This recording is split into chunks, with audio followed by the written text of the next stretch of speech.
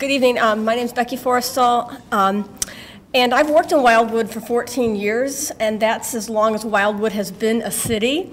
And next year is the 15th anniversary for the city and for my teaching in the Rockwood School District. I spend money in Wildwood. I've been shopping at the shops and the restaurants for 14 years, and I run on the wonderful trail that you have deemed, important to your city. I'm looking forward to the new cinema and a night out to dinner and to a movie after a long day at work. First, I also want to say thank you to the mayor and to all the city council members for you trying to understand this important health issue of secondhand smoke. Regardless of your smoking ban stance at this moment, it is indisputable, as we've heard today and for 5 times before this, that this is a health issue. Business owners cannot do whatever they want. This is not a property rights issue. This is not an economic issue. My husband owns a small business, 30 years. Been married that long, if you can imagine. I am that old. So I know about small businesses. I know the ups and downs of them. I've worked in the restaurant business. I started teaching at 33. I worked in the restaurant business. They come and go. The best restaurants in St. Louis have come and gone and moved. So I think some of those arguments don't hold up. This is a health issue.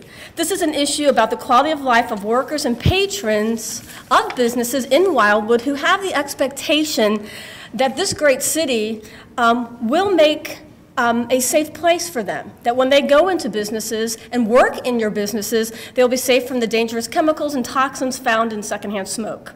I'm also the proud teacher of this group of kids, of 13-year-olds who have sat for 6 meetings quietly, have researched more than most people in this room, I guarantee.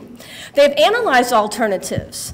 They've presented, they've sent you packets of research from world-class organizations, nothing to be dismissed. They've listed cities, states, and countries with clean air laws. The research shows that local laws pave the way for state laws. Many states had a high percentage of the population covered by strong local laws before they became, state laws enacted in that state.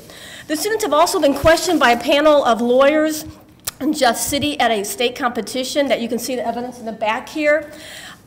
Lawyers, Jeff City's attorney, Supreme Court aides. Why did they get the state award out of 23 projects, went to the nationals and got highest ranking in only 14 states? Because they did their homework. These kids do their homework. They are smart. They know both sides of the arguments. They can tell you about the economics of the downside, the argument. They can talk about the property rights. They've presented that. They know that. But in the end, the students, like the majority of citizens, know that this is a health issue, and your job is to try and protect the people when possible. And it is possible. This is possible. So I ask you to please introduce and give the draft ordinance a first reading at the Monday, September 28th meeting. And I also do want to publicly give Mayor Werther and the ex-Baldwin Mayor Charlie Gatton a thank you for coming into the classroom last March and teaching the students the legislative process at the local level. They know how a idea becomes a law because of your volunteer hours, your paid hours, all the things you do to make this community great. And democracy in action and in person is much better than reading it from a textbook. So thank you for listening to everyone's opinions on the issue. Thank you for coming out. Appreciate it.